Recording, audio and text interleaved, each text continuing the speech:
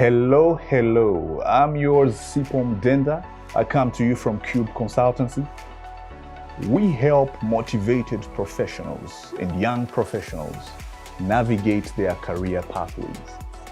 We also help businesses and organizations navigate their human capital needs.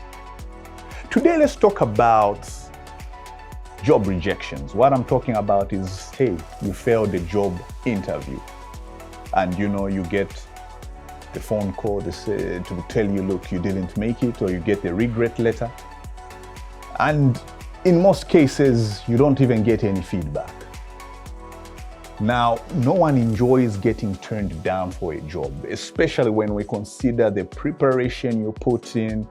You got the short list, you made it through different stages, they called you for the second interview, perhaps the third interview, probably there was a practical, and you made it right up to the finals, but they didn't take you on. But we're talking about how to move on from such a setback and disappointment. But with the right mindset, you can turn the experience into career developing opportunities. And here's how. The first thing is you ask for feedback, okay? The key thing to do after a rejection is to think about what happened and how you can learn from it. Asking for and listening to feedback is the most valuable thing you can do when faced with a job rejection. Self-analysis alone may not paint the whole picture of why you weren't the right person for the role. So start gathering the feedback you can from the recruiter, from the hiring managers. You just ask them for some quick feedback, and if they have time, they'll give you a hint as to why they overlooked you. If the feedback feels a bit superficial and generic, don't be afraid to ask for a detailed assessment.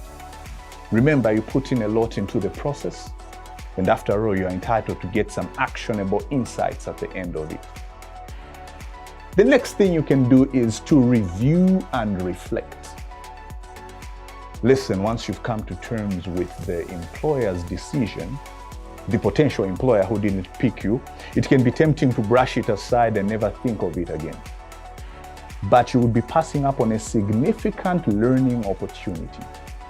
So thinking about the feedback you received, go through everything that happened, from the way you prepared and researched through your interactions in the interview and any follow-up.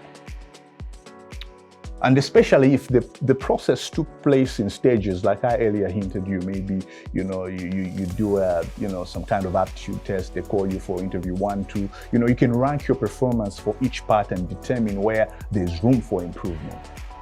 Ask yourself, what could have gone well, what could I have done differently, if it was a presentation, could you have prepared it more thoroughly, could you have worked harder to build some more rapport with the panel?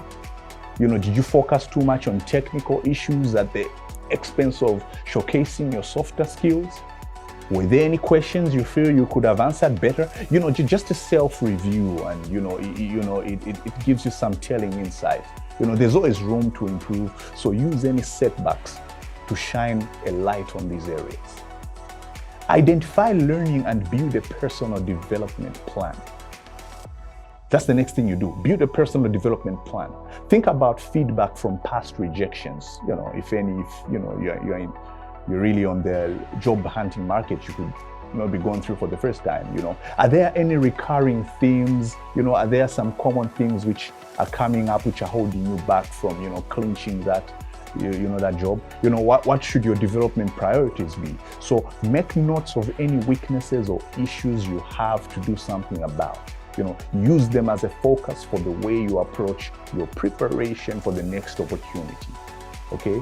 Turn these requirements into a plan. Okay?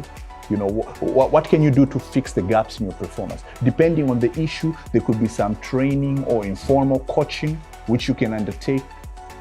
Is it simply a case of working harder on some of your answers and finding someone to practice with them? Okay, those are some of the things you go around. The next thing you need to do is to become philosophical. Now listen, feedback can help you recognize that sometimes rejection is simply out of your hands, and you can even ultimately, not be able to do anything about it. I know some places that just didn't pick a candidate, not because they failed the interview, but for some reason the panel just didn't feel that candidate will fit into the organization culture.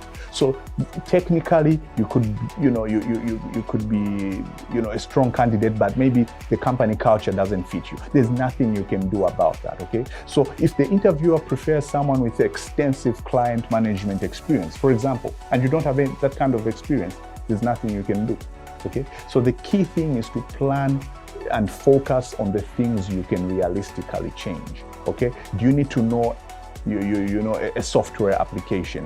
What are your computer skills? There are a lot of short courses you can take there to improve your skills that you can change about. So even if you felt your interview didn't go perfectly, it doesn't mean the company was right for you. Another thing you can do is refine your search. I know how it is when you're on the job market. The temptation is to apply everywhere. You may want to actually zero in on the institutions and businesses and companies that best fit to you, so that from the few opportunities that come your way, you have a better shot at them, okay? Review your last, job applications. Look over the job specification and ask yourself if you are truly going to fit into that role.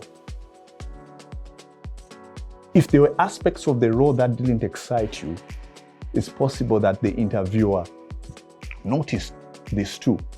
I'll give you an example. Maybe they have long working hours or irregular schedules, and maybe in the interview you hinted that that's not your kind of thing.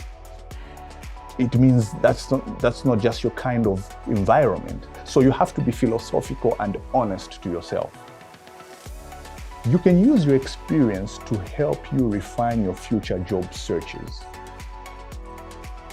Are you looking at the keywords that don't quite match your ambitions and aspirations? Did the role that went with the job title not quite meet your expectations? Did the interview make you realize that this is not quite the right job for you? And if not, what is the right kind of job for you? So be philosophical and go through this process. And honesty is the best policy, they say. You can feel it if the environment just wasn't right for you. So you can move on and just learn from the experience. The next thing you need to do, after disappointment from a job rejection, is to build resilience. Build resilience. In today's rapidly changing workplace, as technologies accelerate and companies transform with great agility, developing a mindset of grit and resilience is very essential for long-term success. Therefore, see each setback as a challenge to grow both your self-understanding and your ability to bounce back and deal with disappointment. Overcoming obstacles in your career path will increase your chances of landing the right role. So make a point of staying constructive and do all you can to learn from the experience to help you get ready for the next opportunity. After all, getting turned down from a job happens to everyone. It happens to everyone. It's happened to me. It's happened to everyone.